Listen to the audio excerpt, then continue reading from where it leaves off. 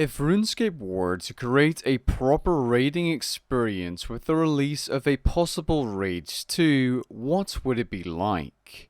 Or better said, what should it be like? In this video, we are going to talk about how RuneScape could create a proper raiding experience for us avid PVMers. So when you're ready, grab your cup of tea, sit back, relax, and enjoy. Since the release of Elite Dungeons and OSRS raids, I've always wondered why RuneScape 3 raids weren't more similar to those of old school. For those of you watching who are unfamiliar with RuneScape 3 raids, they are more of a large group boss for a total of 10 people with group-based roles and mechanics, but aren't really what you'd call a proper raid, at least when compared to games that are known for raids like World of Warcraft. Elite Dungeons, however, are more indistinguishable when compared to other game raids, as they have waves of trash mobs, then a boss fight, followed by more trash mobs, a boss, and so on. Although we have 3 Elite Dungeons, there was one thing that made them feel less raid-like, and that was the fact it wasn't necessarily group content and more squad content, as the max party size is 3. And there's a very solid reason why they chose to do a max party size of 3. Have a listen. Because you can see here that 2 to 3 is near, very close to solo. People are interested in doing 2 to 3 encounters or bosses that are aimed for 2 to 3 that you maybe could do solo if you're high level. Yeah. Got what we want, and this is largely that decides why we haven't, but it's why raids didn't hit this year or next year, basically. And I suppose as well, again, it's important to point out this was before Telos as well. That might have impacted and meant that a lot more people were interested in 2 or 3 duo or trioing bosses. Now this was 3 years ago, and since then Elite Dungeons and Telos have been released. Now if they were to pull this today, I think the results would be different because of Elite Dungeons and Telos. However, I still think that large group content isn't very popular in RuneScape 3 even today. So what I think should happen is that Raids 2 should be scalable content, much like Solak or OSRS raids, in the fact that you can do it with 1 up to 10 or even more people, and this way people can go in smaller groups if they'd like to, go solo, or go for the larger group with their clan. And if it isn't scalable, I'm sure Evil Lucario will still find a way to solo the entire raid. That being said, let's get into how RuneScape could implement Raids 2.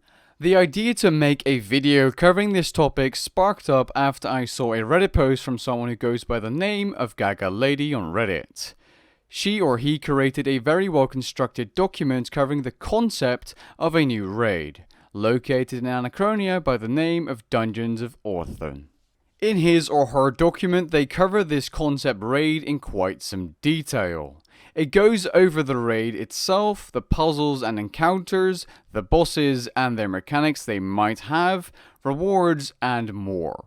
In short, it's a raid being similar to the Elite Dungeons with more skilling and puzzles involved. So basically, if Elite Dungeons and Dungeoneering had a child with a sniff of regular RuneScape 3 raids. I'll be moving on to talk about how I think the raid should be implemented, taking some inspiration from that document and from the people that replied under my community post on my channel. If you're interested in reading the document, I will link the original in the description below. To make the raid accessible to everyone and to every type of player, and especially nowadays since people like less group content, the player count or ideal team count should be 1 to 10 players with scaled difficulty. This way it will be accessible to both solo, small team or large group players. Now Gaga Lady does mention that I could go up to 100 players inside a single raid, but I don't think that's a good idea from a performance perspective, especially of RuneScape 3's servers. In the document, Gaga Lady mentions that the raid will have 3 difficulty modes. In my personal opinion, that should work just fine, but you might as well add an enrage mechanic to the raid instead. Imagine people pushing the enrage with their team for raids, especially if they are high scores. That could become very interesting to see. And just like with Telos, they could add in titles or other certain rewards for getting certain enrage thresholds. What they could also do is have the difficulty scale with the team party size. In old school with the Great Orm boss, you have more phases if you're doing the boss with more than 10 people. If you're doing it with 3 people, you have 3 phases, and the same can be said for 7 people, but if you have 10 people or more, you have 4+ phases with the Great Orm boss. As for the setting, I think Anachronia is a good decision. You know, Anachronia is one of the more recent expansions to RuneScape 3, and it's a large area that has a lot of potential. But the raid could just as easily be located inside Menethos, and if that's too similar to Mazcap because it's both a desert type area, we could also take the swamps of Mauritania, for example, to put the next raid. But out of all the places, I think Anachronia would be the most interesting. That being said, a ice-themed dungeon or raid located around Gorok does also sound pretty unique to me. In fact, there are a lot of other options apart from Anachronia, but let's just stick for Anachronia to make it simple for the video. Now, how does the dungeon look? How should the dungeon or raid be? Well, that's pretty obvious. You want trash mobs, a boss, trash mobs, a boss, because that's how raids are supposed to be. Elite dungeons in RuneScape 3 are this way, and so are osrs raids. And apparently in World of Warcraft, the trash mobs can deal as much damage as the bosses themselves, or so I've heard. I don't have any personal experience with WoW raiding, but that's what I've heard from some friends. And in some parts of Elite dungeons, especially Elite Dungeon 1, this is definitely the case, so that's pretty similar in RuneScape 3 as well. Now, how many bosses should be the ideal amount for the raid? Well, I think it should be more than 3. Not 1 like in RuneScape 3 raids, not 3 like the Elite Dungeons. I'd say 5 to 7 is a good amount of bosses. OSRS's Chambers of Xeric has 9 bosses, which might be a little too much for RuneScape 3, because if we have 9 bosses, they will probably be very similar, unless RuneScape 3 can come up with a bunch of unique mechanics for 9 bosses. Also, something I'd like to mention, but definitely this just will never happen for RuneScape 3 because the entire combat system would probably have to become different, but I'd like to see some proper rules and people actually having a purpose with a role, because now with RuneScape, if you're a tank, for example, you still do damage. You basically just use a shield and you use freedom every now and then with rage tanking. And yes, you take a lot more damage as the tank, but you're basically just an aggression dummy that takes most of the hits, and that's pretty much it. For a lot of other roles, you simply deal with one little mechanic, and I think this is still fun, but there could be much more to actual roles, and yeah, that could be a video in itself, because the combat system is just different.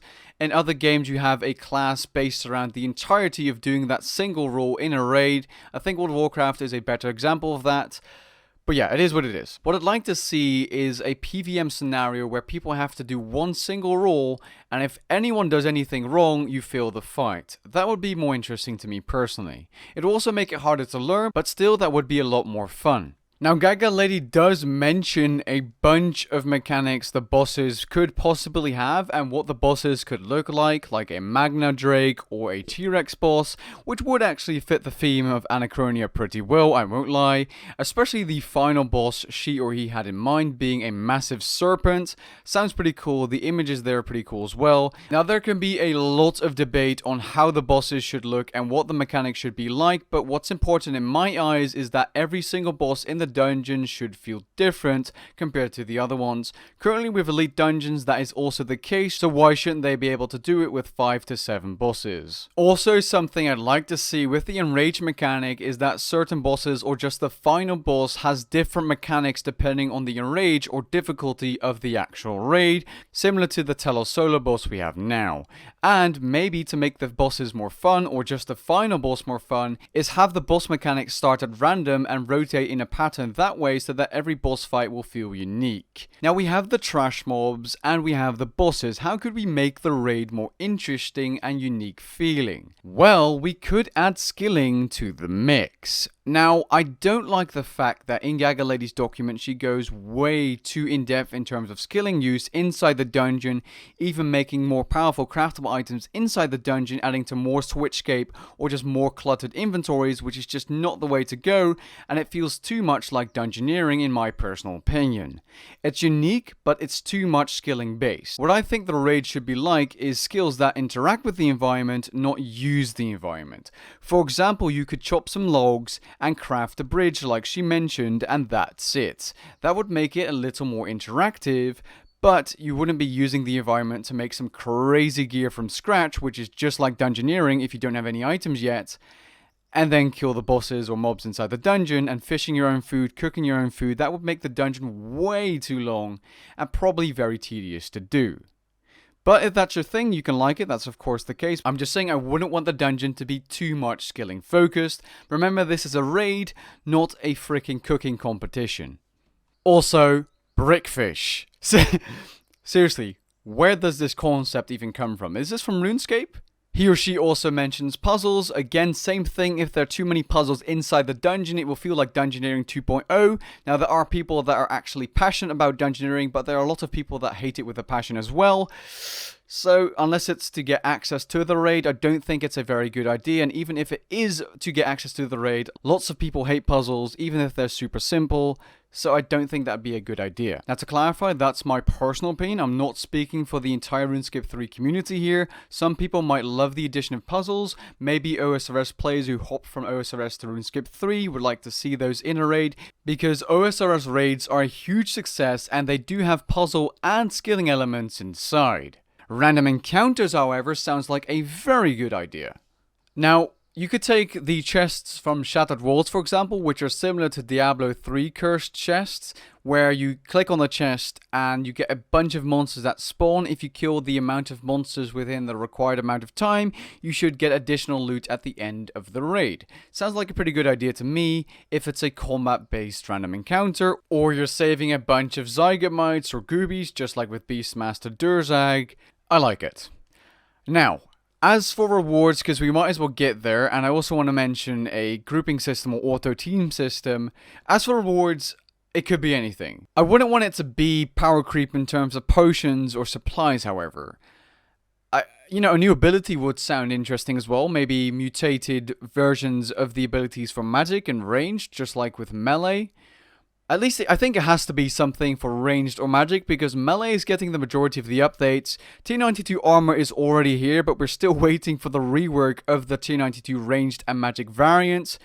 Also, Jagex, where's that? Seriously, come on now, it's been a long time. Now, Gaga Lady suggests some items and some familiars. I wouldn't mind some new familiars personally, because the summoning add-on with ancient summoning wasn't that spectacular.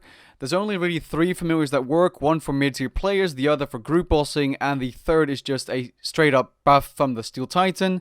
Not that special, so I would like to see some more varied familiars. But have a look at this survey for a second. There's a real... There's not a lot between them all. It's really hard to... They're all really scoring highly there. Really That's all hard to above 3. pick a certain one out. So as you can see, players in 2018 were pretty much interested in everything new in terms of combat rewards, with the least interesting being tank armor, to no surprise at all.